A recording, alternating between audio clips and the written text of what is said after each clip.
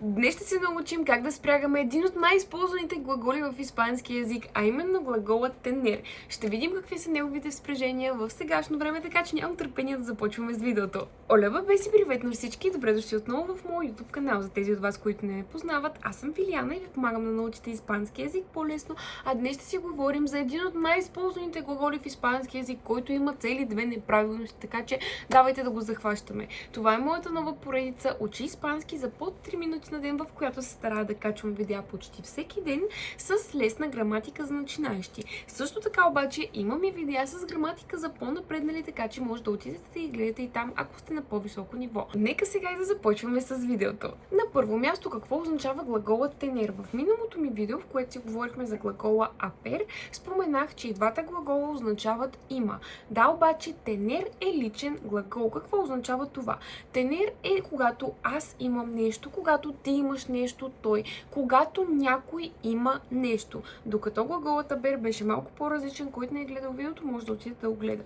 Но запомняте, глаголът tener, аз, ти, той, тя, всички имаме нещо. Някой има нещо. Преди няколко секунди ви споменах, че глаголът tener е с две неправилности. Какво означава това?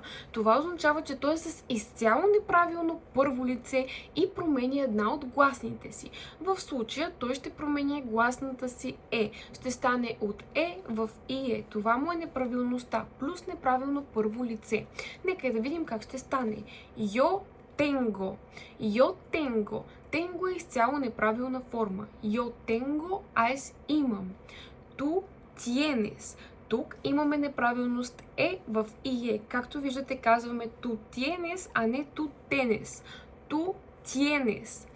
Él, ella, usted tiene. Tiene. Nosotros tenemos. Защо tenemos, а не tenemos? Защото когато някой глагол в сегашно време е с неправилна гласна, в случая е става и е, за nosotros и са vosotros формите са му правилни. Тоест той за nosotros и vosotros се справя като правилен глагол. Затова става tenemos, а не tenemos. Nosotros tenemos. Tenemos. Vosotros tenéis. Tenéis. Tenéis. Ellos, ellas, ustedes tienen. Tienen. Тук отново е неправилен. Нека да ги повторим. Yo tengo. Tú tienes. Él tiene. Nosotros tenemos. Vosotros tenéis.